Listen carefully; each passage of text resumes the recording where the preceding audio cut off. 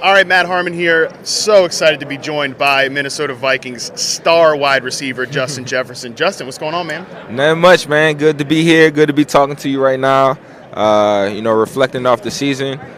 So it's good. It's good. Life is good, man. All right, I'm sure you've done a ton of interviews, ton of media, all that stuff. I like to ask everybody when they come on here, what's the one question you're sick of answering? Or sick of being asked? Can you teach me how to griddy? That's the thing. Yeah? Teach me how to griddy. I mean, I've been griddying for 4 years now. So if you don't know how to griddy yet, then something wrong, huh? Let me tell you what, I definitely don't know how to do it, and I'm definitely not going to try to do it, and I don't want to know, so I'm not going to ask you about that. That's funny. Are you at a point now where it's just like you need to have another celebration, or are you going to keep doing what you're doing? A little mixture of both. I definitely got to figure out a new celebration, coming towards the next season. The Griddy has been, going on long enough, 4 years now. Yeah. So I feel like that's the longest, time a dance been, trending and popular. So I feel like it's about time for me to, try to venture off to something new. Well, it's like we were talking about before we got on air. It's you tighten up the fundamentals on the receiver side of things. Yeah. And what's going to be next? Well, maybe that's the next question. I guess we'll see, what's right? What's going to be next? You're here with us on behalf of Sleep Number. What you got going on with them? Oh, man, it's always great to partner up with Sleep Number. They just made a new deal with the NFL. Having 80% of the NFL in the beds, NFL players in the beds. So, they've been doing a great job working with me and all of the other players around the league. Having that good quality sleep definitely matters on the field, having that better performance. Good quality sleep remains the most underrated thing for athletes, for people trying to get in shape in general, man. I got friends always like, I just can't hit the gym the right way. Yeah. I just can't, well, how much you sleeping? Like 4 hours? That's give me a not break. good. That's right. not enough. That's not good. That's why I switched over to that Sleep Number bed, being able to track the amount of hours I'm sleeping, my heart rate during my sleeping, if I'm sleeping, silently throughout the whole night. All of that matters, especially just being a top athlete in the world. And having that good performance definitely comes from good quality sleep. 100%, man. Well, like I said before, I've been watching you for a long time. Back to LSU days. My thing is receivers. I loved chart receivers, chart route running, getting open, separation, reception, perception. You'd enjoy it because you're really good in it. But one thing that people said about you coming into the league, you played a lot of slot at LSU. Yeah.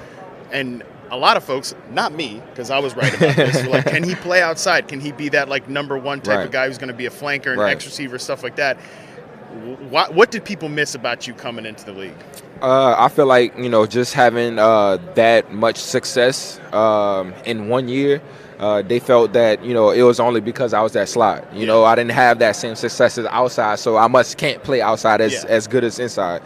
But it wasn't the case. Having a new quarterback, Joe Burrow, coming to our team my sophomore year, we didn't have that right system, that throwing system that we had our junior year. And then, having Jamar and Terrace come into the team, they have to be fit somewhere on the field. And, Coach Joe Brady came up to me and, asked me to be that slot receiver for us. And, I was like, cool. I'm going to get more targets, more, completions in the inside, being able to go against those linebackers and safeties. So I was like, okay, cool. I'll take that role. And I feel like it was a great switch for me, being able to show the scouts that I can play inside and outside, being versatile. So everything happens for a reason. Yeah. And I guess you could say those scouts are regretting what they they put out there. Maybe a little bit of regret. Maybe like some redos want that take back, that whole thing. Right. What do you think is the advantage of being able to play inside? A lot of receivers, a guy like CeeDee Lamb was here yesterday and talked about, I love to play inside because I can kind of diagnose coverages better. I can be on the same page. Yeah, right. Well, he's a dog too. These guys, we are so spoiled with receivers in the league right now. You try to do a top 5 ranking. It's tough. It's hard. It's very tough, bro. It's very tough. Seeing the amount of talent all around the league, seeing what people are doing for their teams. It's crazy. It's crazy how much talent that we have. And, people don't really understand the difficulty of playing a slot receiver. Playing outside is cool because you're playing mostly against the corner. That's the main person you're going against. But when you're in that slot, man, you're going against linebackers, safeties, nickels, double teams. So it's a lot more difficult. But that goes to separate you from a good player and a great player. Being able to disguise the defenses, learning who you can run against, who you running your routes against. And I feel like that definitely, separates you by a large margin doing, inside and outside. Yeah, I mean, again, it's the more you can do, the better you are for your team, everything The more plays you have, the amount of positions that you go on the field, it's endless. It's endless.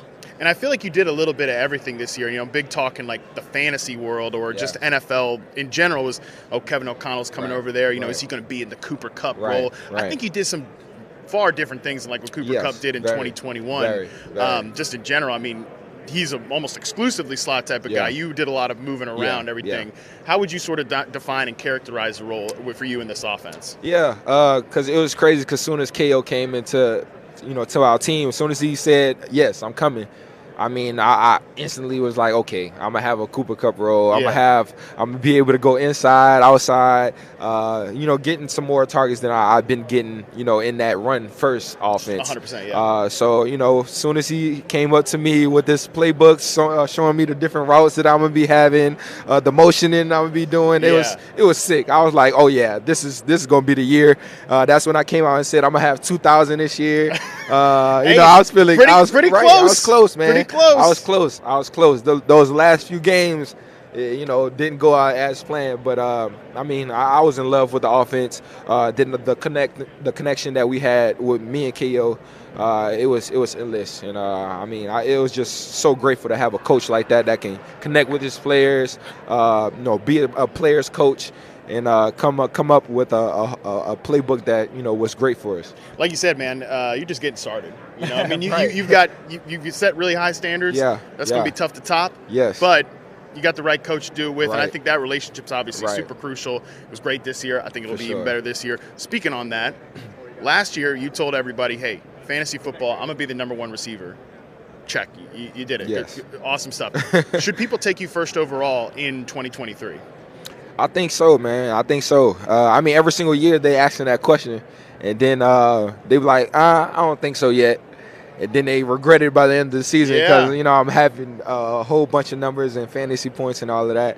So, it's up to them whether they want to have a successful team or not. I'm going to do whatever I got to do to, make sure I'm doing, the things that I need to do on the field. So as long as they trust me and get me at that first pick, I'm going to do what I got to do. So I'll translate that into just the one sentence slogan here. If you want to win in 23, take this man first overall and go ahead and crush it right there. Man, I'm just so excited we got to have this conversation. And it's like what we said earlier. Running backs used to be kind of the thing in fantasy. Yeah. Now it's like receivers because there's so many good ones out there, and you're definitely one of the best. And of course, it's more of a pass-heavy, years with the new style of play we've been doing. I feel like the running game is, a lot of people want to throw the ball more than they want to run it. Like you said, you got out of a boomer offense before, and now you're kind of in a much more of a modern system here. We love to see that, man. We love to see the production, the highlights. Justin Jefferson, one of the best receivers in the NFL. Appreciate you hanging out with me, man. Appreciate you having me, dog. Appreciate it. Appreciate it, man.